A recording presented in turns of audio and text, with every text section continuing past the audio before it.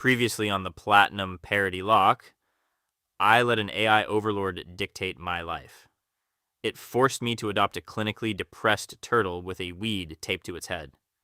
My hyper-paranoid rival, Asta, deployed a walking fire hazard who can't seem to stop farting fire, and we engaged in a 35-minute war of attrition, where my only tactical maneuver was hide and go to sleep. I survived, but my knees hurt, and we haven't even made it to the first town yet. So, let's see what happens next. Before we could head to Sandgem Town to get our actual trainer documentation, Asta insisted we conduct a reconnaissance patrol of the local water source, Lake Verde. He was convinced the government was hiding a legendary biological asset at the bottom of it. Instead, we found this guy. Fascinating. The emotional resonance of this puddle is emitting a frequency that is completely disrupting my Wi-Fi signal. The human spirit is nothing more than unoptimized code. It creates lag. I must delete it all and rebuild this universe in a sterile, offline environment. Asta? Who is the blue-haired tech bro talking to the mud? Should we call someone? Maintain radio silence. That is a high-level hostile. Look at the lack of tactical webbing on his suit. He relies entirely on psychological warfare. Do not engage. I can hear you breathing. It is highly inefficient. One day, I will remove the need for lungs. Step aside. He just stared directly into my soul and then walked away. I'm 34 years old, I have a mortgage, and I'm being threatened by an emo middle-aged man in a turtleneck who hates breathing. This region is a logistical nightmare. Whatever. Let's just get to Sandgem Town. I need to sit in a real chair.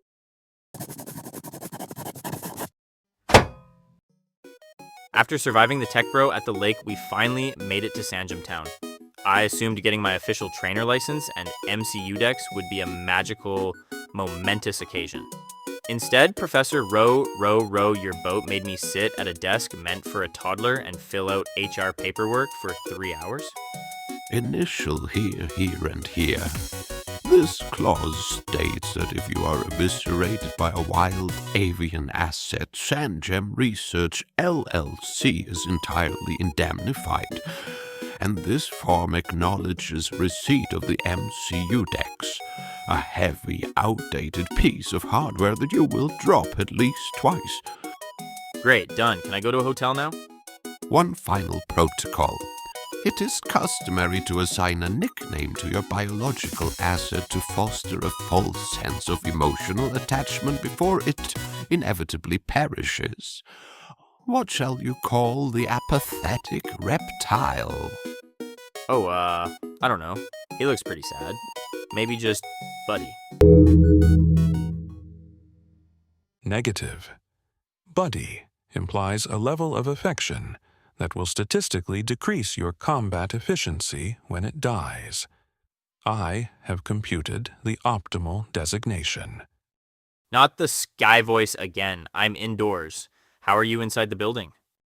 You will designate this asset Atlas. It is a comedic metaphor, as this clinically depressed turtle will be forced to carry the entire weight of your inevitable failures upon its cracked shell. Right. Atlas, because he's holding up my crumbling world. No pressure, little guy. An acceptable designation. Now leave my laboratory. You are tracking mud onto my linoleum, and it is a slipping hazard. Hello, welcome to the Sandgem Research Field Team. I am Yawn, Professor Row Your Boat's Senior Unpaid Intern and Onboarding Specialist. Before you can proceed into Route 202, you must complete your mandatory field training seminar. Look, kid, I'm 34. I've been trapping monsters in spheres since the screen was monochrome green, and I needed a flashlight attachment to see it. I know how to catch a Pokemon. Please, just let me walk past you. I'm sorry, but Sandgem research protocols strictly mandate that all new contractors observe the Asset Acquisition and Synergistic Containment module. It is unskippable. Oh god, it's an unskippable cutscene. Step 1, identify a wild biological asset. Step 2, deploy your heavily traumatized starter asset to inflict blunt force trauma until the wild asset is weak enough to lose its free will. Step 3, throw your corporate-mandated monster containment unit. Are you done? Can I play the game now? Congratulations on completing your onboarding. Here are 5 complimentary, single-use monster containment units. Remember, if you are maimed in the wild, the company is not legally liable. Have a highly productive day. She didn't even blink. Once. Okay, whatever. I have monster containment units now, but according to optimal Nuzlocke routing, I can't catch anything here yet. I have to backtrack. Time to walk all the way back to Route 201 on my bad days. Right, so despite what that hyper-caffeinated intern said, my highly unoptimized knees forced me to backtrack all the way to Route 201. Why? Because according to proper Nuzlocke doctrine, I need to take every opportunity to catch Pokemon to fill my team, so I don't get wiped. This is the optimal strategy, trudging back over a mile of dirt road to potentially catch a rat. I love efficient routing. Okay, I see something in the grass. It looks jumpy. Kind of like a bomb bloom, but with more sparks? Inflict blunt force trauma. Weak enough to lose its free will. Standard operating procedure.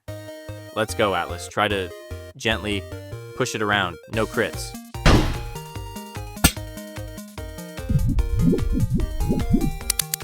Alright, I got it. It's a bomb bloom. Looks twitchy. Probably a safety hazard, but whatever.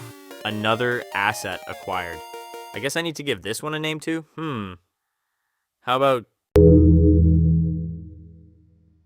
Negative. Your naming preferences have been flagged as statistically inefficient.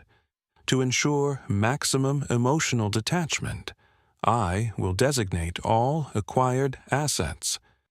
You've got to be kidding me. You can get me even out here in the middle of nowhere. Can a man name his own potentially explosive bird?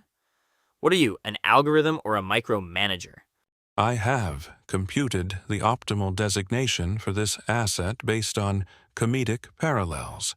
You will designate it Lyra. It is a reference to a constellation representing a lyre, which is a gentle musical instrument, which is a comedic metaphor as this asset is jittery and prone to uncontrolled incendiary tantalums. Right, Lyra. Because it's not gentle at all. That makes sense. Welcome to the team, Lyra. Try not to blow up Atlas. And now, because I hate myself, I have to keep going and walk back towards Lake Verity, just so that I can fill another spot on my team to try and survive longer. Why are these areas so spread out? I now went back to the Edgelord's mud puddle to try to find another creature to fill my ranks. It's raining now. My knees are making a clicking sound that can't be good. Professor Row, your boats' paranoid warnings about slipping hazards have become my terrifying reality. I see it. It's a birdum. Looks like a beaver, but with a more derisive expression. Like it knows I have to catch it, and it finds my suffering deeply amusing. Okay, Atlas, let's do another tackle on this one and hope we don't kill it. We can't have Lyra explode in the slush.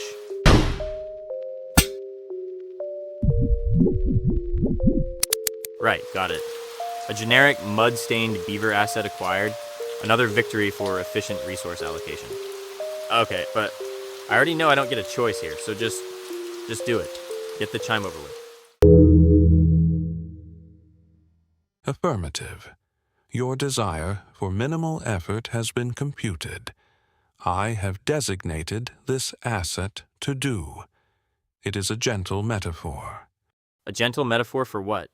Being trapped in a mud puddle? This computer has to stop inside roasting me. The metaphor is a referential acrostic for totally obsolete, definitely overrated, which is comedic, as Birdom parodies are the universal symbol of meaningless, unrewarding to-do lists. It will absorb a majority of the physical trauma you will inevitably subject your team to. Right.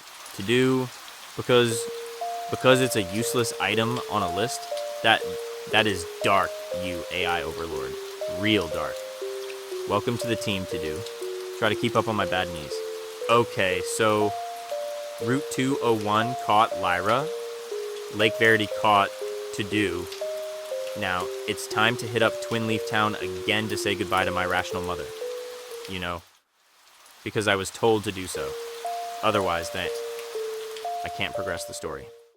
After backtracking to Route 201 and then backtracking to Lake Verity while getting soaked, I finally arrived back in my hometown of Twin Leaf Town. Total miles walked 7.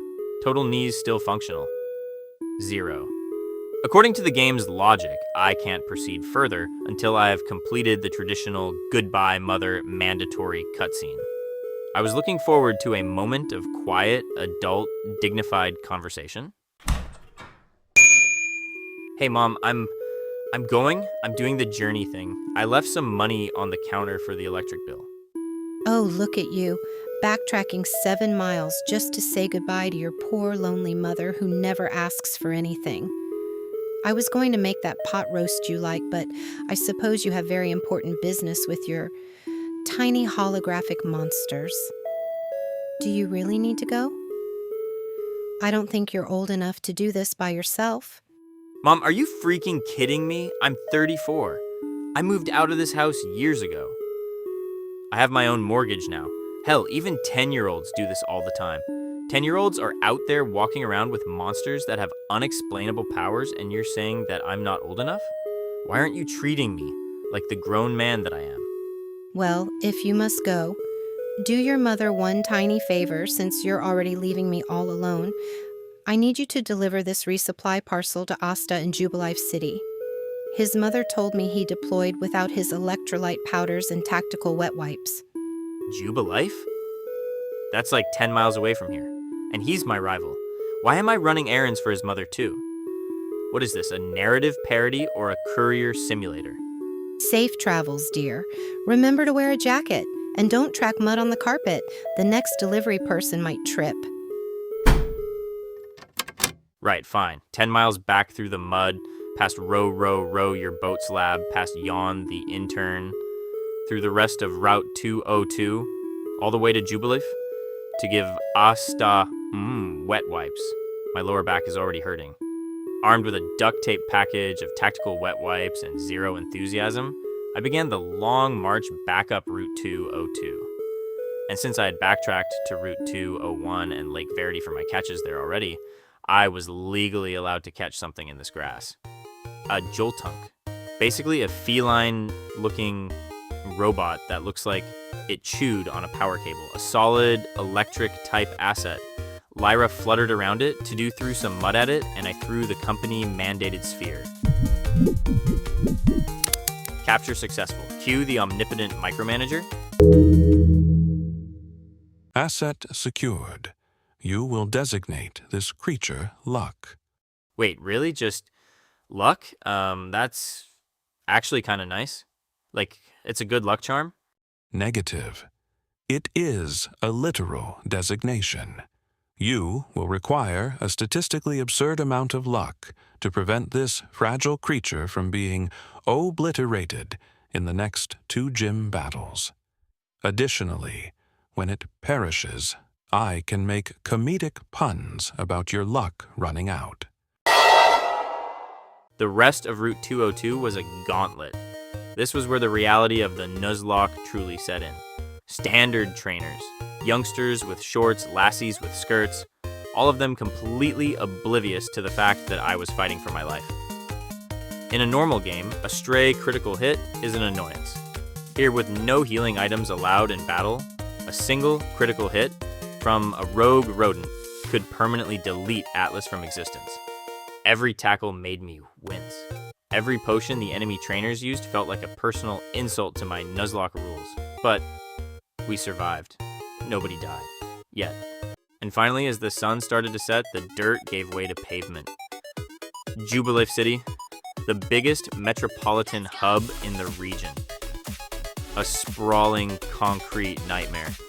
Somewhere in this concrete maze, Asta is waiting for his tactical wet wipes, and an old man wants to force me to track down clowns for a cheap watch. But right now, all I want is a chair with lumbar support. Well, that's going to do it for episode 2 of the Platinum ParodyLocke.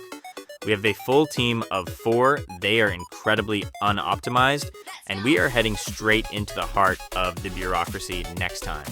If you guys are enjoying the suffering, please hit that like button, subscribe to the channel, and let me know in the comments which of the new AI named biological assets is your favorite. See you in the next episode.